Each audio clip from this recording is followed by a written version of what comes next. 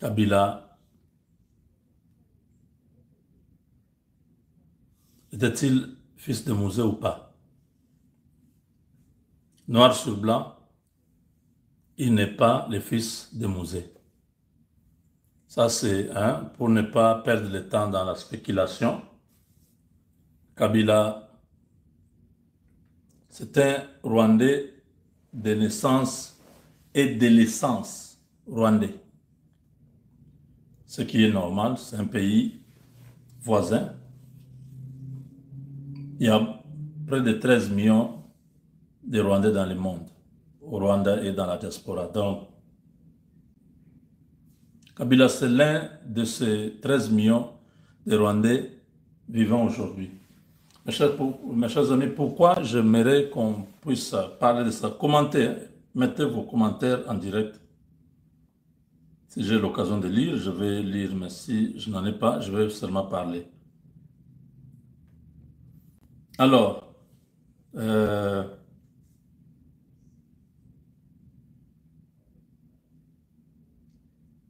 on fait vite là. Qu'est-ce que...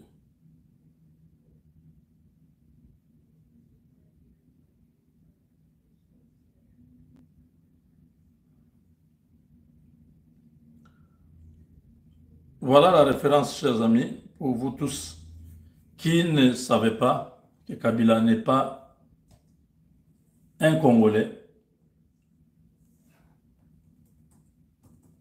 Par conséquent, il ne peut pas poser des actes dans le sens du bien du Congo. Suivons tous ce papa.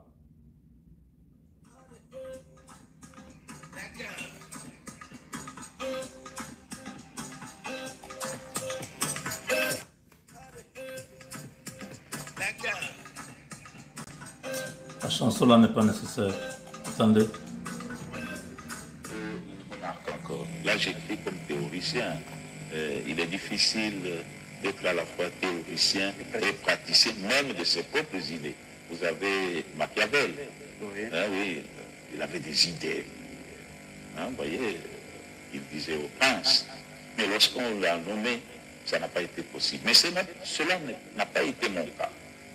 Moi, j'ai été gouverneur du Katanga, nommé pour un mandat que j'ai rempli. Et je suis en train de préparer un livre dans lequel peut-être je pourrais expliquer ça. Lorsque je suis nommé gouverneur du Katanga, je suis le premier gouverneur de ce siècle. Et chaque gouverneur a un mandat. Moi, j'en avais 3. Le premier mandat, c'était le président Kabila. C'était à la télévision que les Katangais se sont levés. On a dit Mouzé avait un enfant. C'était dans l'intimité, dans l'entourage de Mouzé. On savait qu'il avait un enfant qui s'appelait Joseph. Alors Joseph, ça travaillait beaucoup. Et il voulait avoir quelqu'un qui construise son image ici, comme Katangais et comme fils de Mouzé.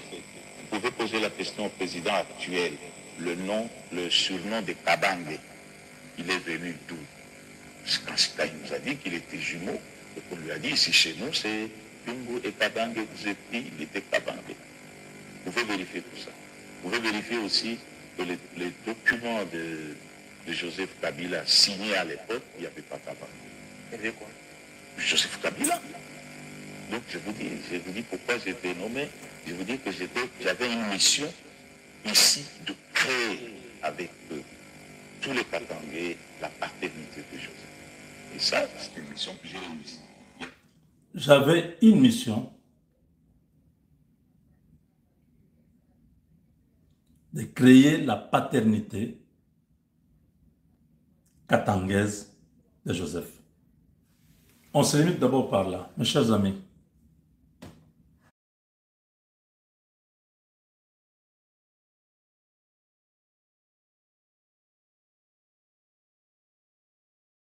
Vous voyez comment, aujourd'hui, quand on a mal fait le diagnostic, les prémices seront erronées. Quand quelqu'un est malade, on a mal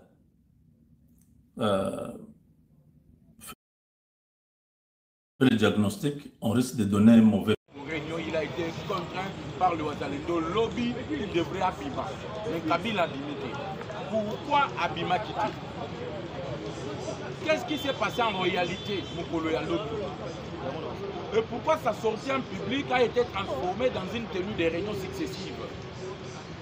C'est là que vous allez comprendre que Maloba Tobandaki Kolobana Kabila. Tobanda yebise que ba Kongola lelo bazani ki ba Kongola lobité. Bokoye bakena mukuga oyo ezali moko ba quartier ya Goma. Il y a eu Fizia. Beaucoup de choses à vous raconter par rapport à la sortie médiatique de Joseph Kabila. Kabila n'existe plus. Le mythe Chinarambo est en train de tomber. Vous allez comprendre les lots. Kabila va justifier la présence de la Goma. Balubi était non Kabila a consulté Nanga. Bato Bazu Manduki, Batika Manduki. Or, la réalité est que Kabila est venu endosser la responsabilité. Ce que Monico Tchalongoli Veste a lu Kokokalisusté a continué à terrain. Je vais que match est Yindi, Bali Kokokalisusté. On va parler du cas Constant Moutamba parce que ça fait couler beaucoup d'encre de salive. Dans la déclaration sortie médiatique, il y a Constant Moutamba, le procureur général près de la Cour de cassation. Je vous avais dit que les réseaux Kabila, Kamere, Kagame, Katumbi est en train d'être neutralisé. Lobby Natangela Kibiro le 50 non. Il y a des proches Nabango Bazali déjà Kouzari. Je vous avais dit que le chef d'état-major particulier de Joseph Kabila a été arrêté dans le territoire de Djougou. C'était dans la province de l'Ituri. Il est aujourd'hui transféré à Kinshasa et n'a qu'à dire renseignement militaire. Et commis Otozali Kobenga Singamateme. Alors, pour en savoir un peu plus, Tolobi aimait la vidéo, partager l'émission. Bozala epele, il y a qu'à partager l'émission parce que awa, beaucoup découvrir que Mboka Mounene Makamoizanga Kate, le lo ebimeli wapi, Tokoloba nini, pona, Mboka Nabiso République démocratique du Congo. Yambo te senga Kanabino non sur s'abonner massivement sur votre chaîne pour ne rien rater. L'information politico-sécuritaire avec le communicateur de la République. Alors, pour commencer, mesdames et messieurs, lobby et Indela qui Kabila na Goma. Les Congolais babandaki ko s'attendre. Joseph Kabila yé na Goma. Akobima, akoloba, balingi ba mona Kabila. Mais ezalaki na courbi, on a tubenga ka courbi. Oyo bazalendo babandaki ko zelela Joseph Kabila. Kabila toyebisaki yo ke lelo oyo komitika yo moko na monoko ngando. Kabila toyebisaki ye ke oyo salaki Yakobo mabatu na bundu Japongo. Yakobo mabatu na oyo tozali kobenga kamwena sapo. Yakobo mabatu na oyo tozali kobenga fausse commune. Tous les Congolais que tu as pu tuer, ba Congolais wana basangani bali kobenga yo na enfer. Nous allons t'envoyer en enfer englobé en détail. Kabila a commiwé. Ce qui était la sortie médiatique, sortie publique, et Balouké commis par réunion successive. Kabila continue à Goma, je vous l'ai dit. On a eu les images. Il est entré à Goma, à sa droite, Azalakina, chef d'état-major général adjoint, en charge de renseignement à Rwanda, et à sa gauche, Azalakina, Otozali Kobenga, le général John Mumbi, le fugitif. Il n'était pas seul. Kabila était accompagné de plusieurs. Kassik du PPRD, Oyobaki Maki Libanda, notamment le Kika Yamin Karou. Et vous avez compris que le lobby, c'est Zalaki Akoyinda dans la ville de Goma. Le fusillade a commencé depuis la nuit. L'arrivée de Kabila, il fallait que cérémonie d'accueil passe dans la ville de Goma. Malheureusement, lui-même a eu peur. Il est entré dans la ville de Goma à partir de 23h, donc de 0h du matin. Là, on peut savoir des détails, na ba air Kabila kota ki na Goma. Ba nani azalaki na bango. Nani ayaki otika yeti na frontière dans la ville de Gissé. Voilà pourquoi tu as Kabila que awa nous donnons l'actualité en détail. Topesi en détail, topesi en gros. Et pour ne rien rater, abonnez-vous massivement et aimez la vidéo.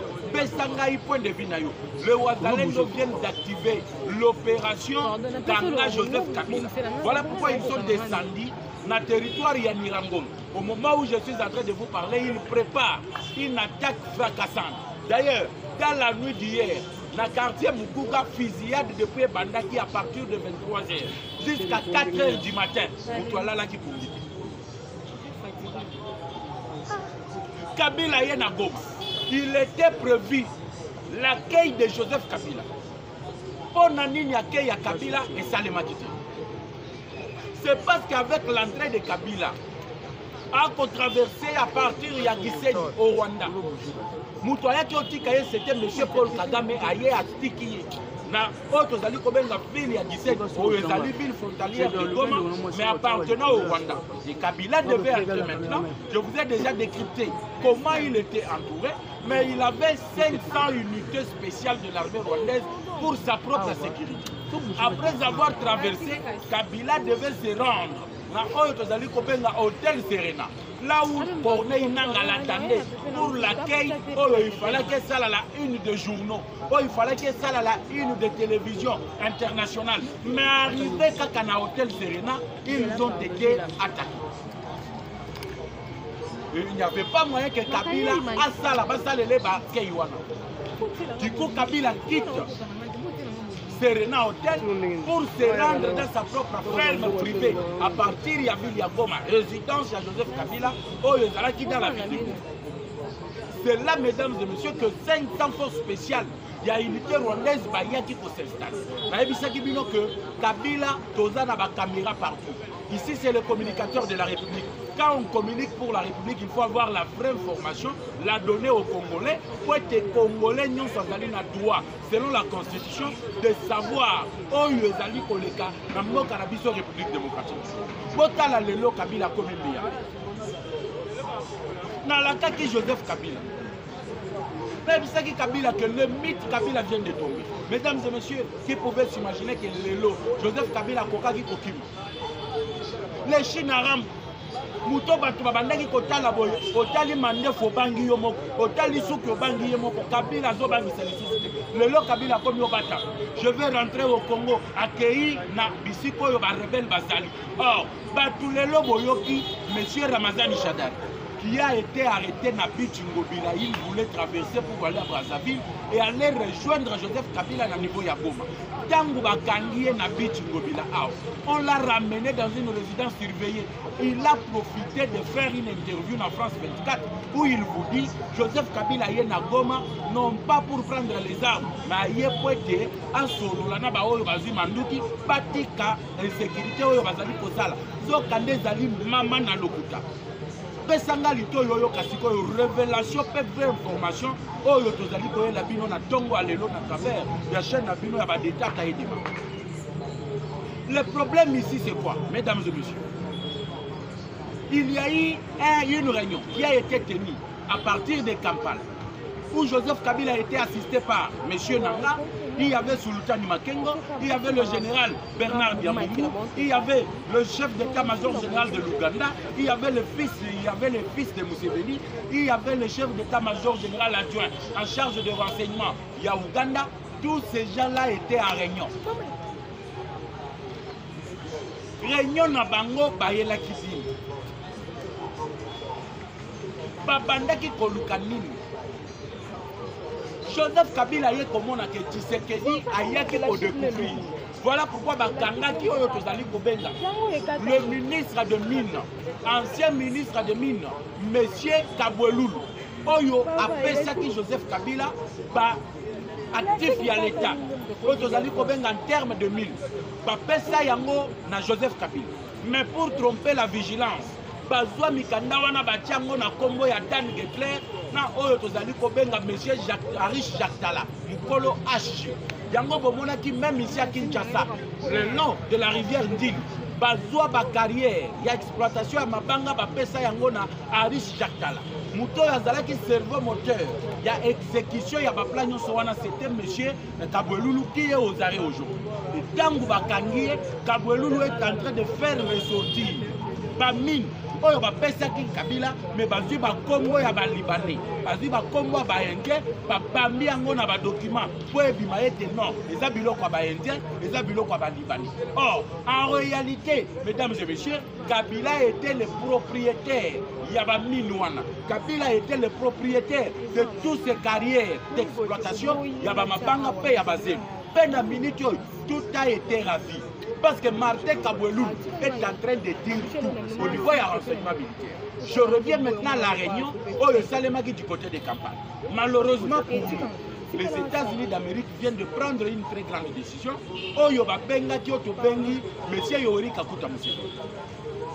Ils ont appelé Denis Sassou Nguesso. Babengi bango matoi. Balebisi bango soki toyoki ke likama ekomi na Congo et kozala na matoi na bino. Parce que rappelez-vous, le coup d'État va préparer qui yango awa na Brazzaville. Et bon, il y a que bateau yo bayaki awa, Américain ko bayaki awa, surdoyé par monsieur Caméléon, ba côté là qui ebele na ndenge ya Brazzaville. Beaucoup de gens ont été arrêtés avec des armes. Na autres ali ko benga ba terrain ya Onatra, tous les lots du fleuve Congo.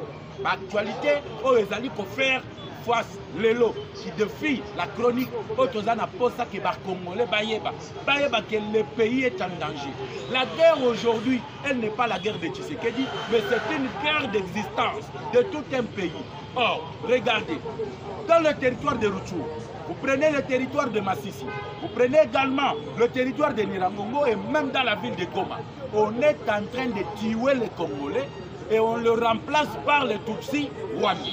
Au moment où je vous parle, 100 000 Tutsis rwandais, Baouti Kolongwa, Rwanda, Bakoti na République démocratique du Congo. Au moment où je vous parle, il y a 48 heures, le M23 vient d'installer le chef de groupement Tutsi rwandais, Oyo Azaliko dirigeait le groupement de Bache, na minute on a commis la Bimba.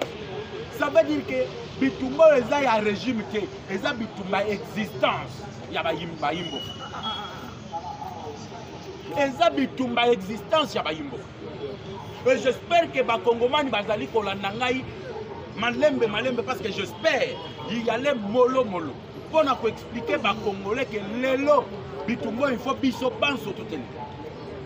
Et sengeli biso banso toteli.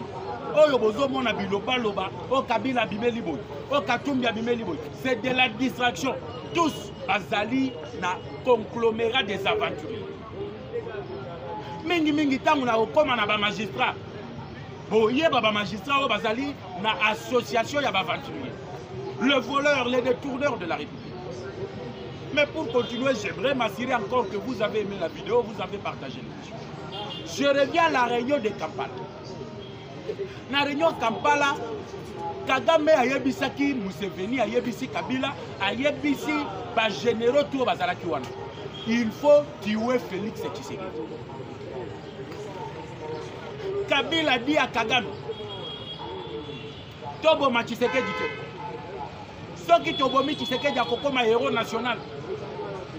Il faut tobengana yende pour na pouvoir.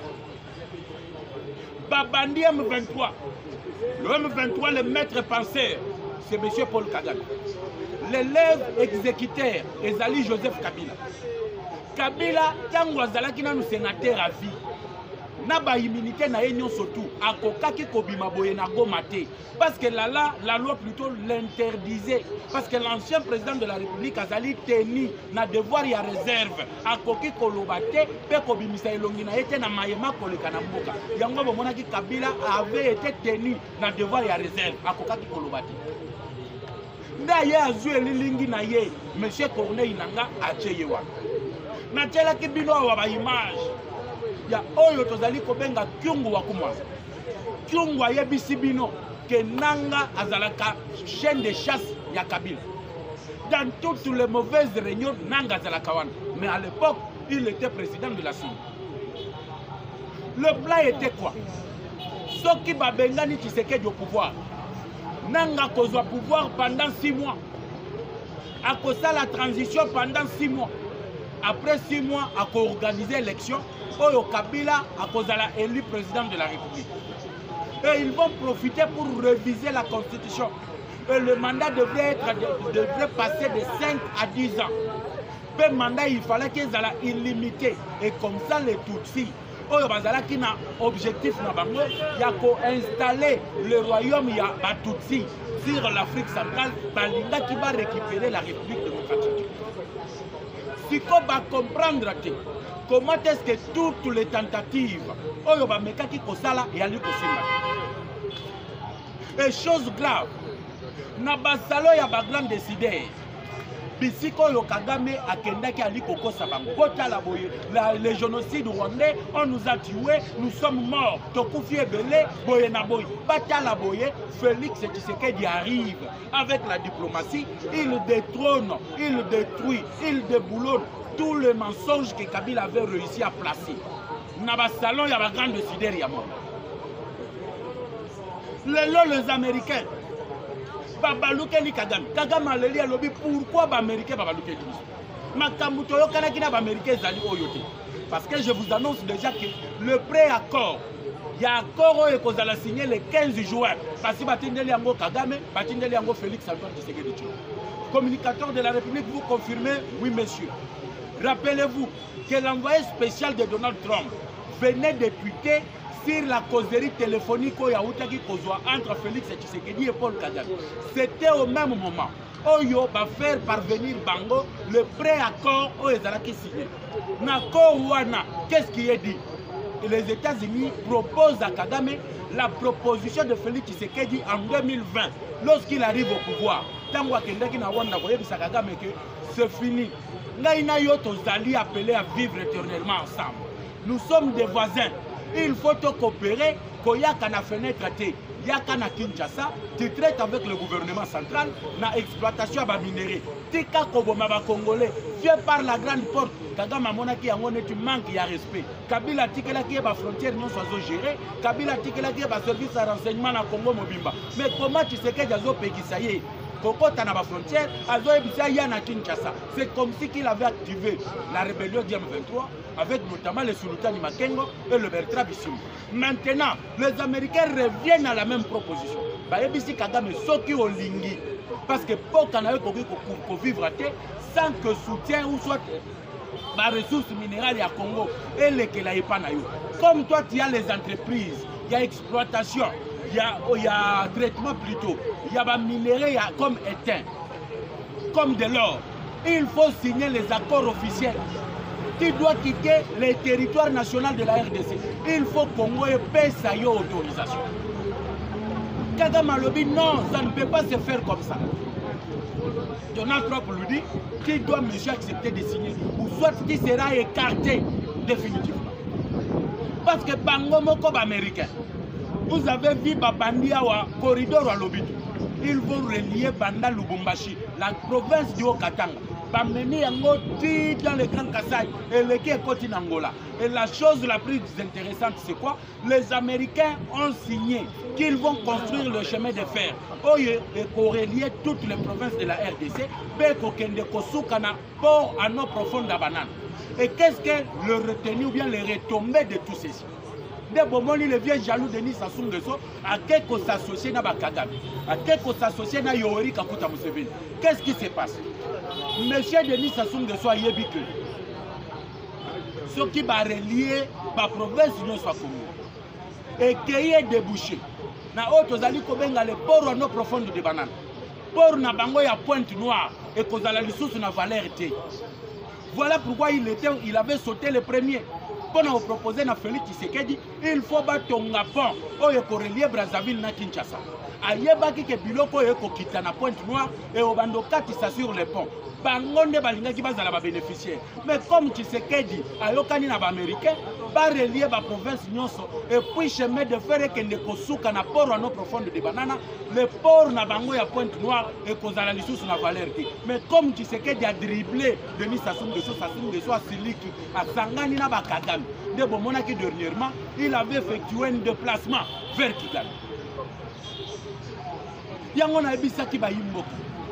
Il faut total, il faut total confiance na biso na kati na ye. J'ai dit aux gens oyo batomboki ote pourquoi bakangi matata bazokanga kaka baswahili. Mais je l'ai dit bande konanga baswahili. Bato oyo bazalaki na pouvoir. Basali 21 ans au pouvoir. Et le koni na madonga ba tongi na manyem. Boye bisanga matata mponyo à part université o ya Yemoko. Qu'est-ce qu'il a construit comme bien public au niveau de Manyem? Il a construit l'école. Oh, ils ont kombo na Yemoko, ba tongi université ils ont kombo na Yemoko. Tu prends Joseph Kabila aujourd'hui, ba katangé ba lobité, ba soit uniforme ba tomboki Joseph Kabila. Il a fait 18 ans au pouvoir. Qu'est-ce que Kabila a construit au Katanga? Boye bisanga tout ce qui est au Katanga et batika qui a ezali ba belge na Mobutu. Qu'est-ce que lui a construit? Aujourd'hui, j'ai dit la même chose avec mes frères de Kasai. Les lobozolo va pouvoir nabiso. Au Kasai, qu'est-ce que pouvoir nabino il y a 7 ans? Qu'est-ce qu'on a construit au Kasai? Ça veut dire que les lots, il faut tout voter comme muto yazana ba idée à changement. Il faut tout ça la confiance la muto yazana pour ça au changer ma cam. Et notre voter tribu. Kasai yangwana, zela kalambambuji til les lots, batikala au sala yangote. Kasai, mobimba tanalo ba Kasai donc tous les Kasai. Aux Kasai oriental, aux Kasai occidental, aux Kasai central, aux Kasai tout court. Pas un problème à maille, tilelo. Pas un problème à l'électricité, tilelo. Mais vous avez le pouvoir. Combien d'argent ont été détournés? Boni mbongo, on va détourner.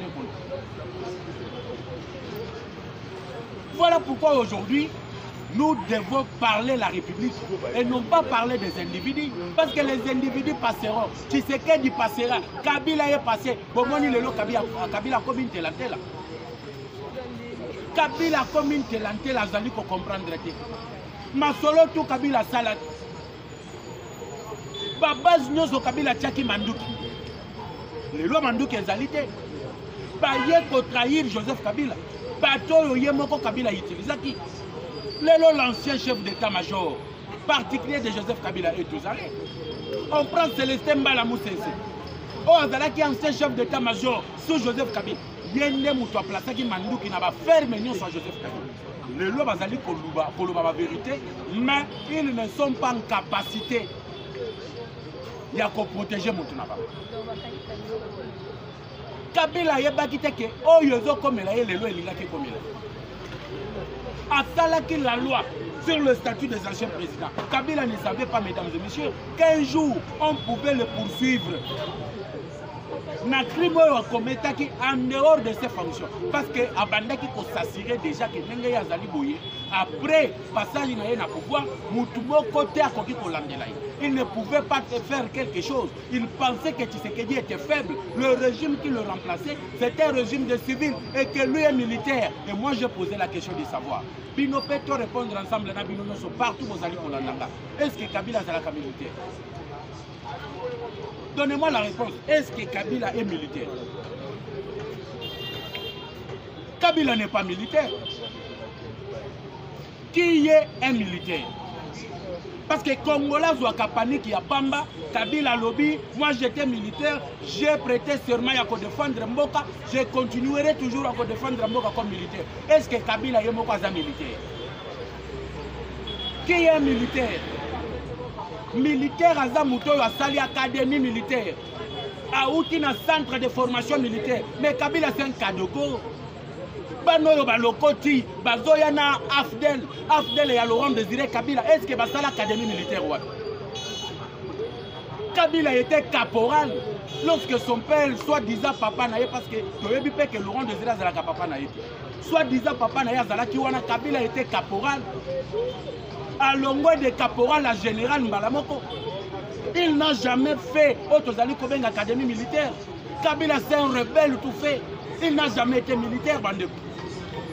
Et tant que Kabila Lobika en tant que militaire, pas congolais, Kabila c'est un rebelle. Rebelle, Oyo Azongi na Moussala na ya rébellion. Aujourd'hui, le mythe Kabila, Nani Azo Bangali sous Kabila. Bato Baliaki na Kabila, Bangonde Bazofika Kabila. Yangon a dit ça qui bino que ici, on va donner des révélations. Mais la plus grande révélation, c'est quoi? La plus grande révélation est que Joseph Kabila, un Rwandais, vient maintenant en appui aux Rwandais qui sont maintenant en difficulté en République démocratique. Pour votre information, Rwandais bazalaki na objectif ndenge na uto yebisa bino ne bandeli ya émission ya conquérir le pouvoir par les armes. Bamoni ke bawazalendo ba contrer bango na ndenge moko musaka. Lobi j'ai vu la vidéo bawazalendo batindeli nga vidéo balobi baza na posa munition, baza na posa ya ravitaillement parce que bazola kisabish nga na vidéo. Voilà l'aéroport international Yakavu, Yangoan. Nous sommes à quelques kilomètres, mais nous n'avons pas de munitions et on n'a pas de renforts en troupes pour attaquer et à prendre le contrôle de l'aéroport international de Kavu. Peut-être Kabila a utilisé les 500 forces spéciales rwandaises. Pas s'aimer la terreur. Pas bangisa baimboka. Baimboka bamona ete ba Rwanda bazali soki to bimi ba kobeta biko mais non ba wazali no balobi nyet Kabila ko bima lelo mardi. Ba tu bazali lundi Kabila bima Kabila bimité. Abandi ko tenir ba réunion. OK, je vais sortir le programme. Avant yo ya goma, vous avez un programme. Au moins ndenge bazoza ba congolais neti bazo. OK Kabila yé pour être consulté nang ayi kendi accueilli ko consulter nanga comme les évêques catholiques avec l'autorisation de qui? Avec l'approbation de qui? Voilà les choses Oyo, pro Kabila, les Rwandais ne veulent pas entendre. Parce que tous autres dénichés bango. Toko décrypter bango, katikati na sima, libanda pekat, tous autres pour décrypter. Tala le lot n'engé bazali kolin. Et vous allez le voir nombreux dans les commentaires.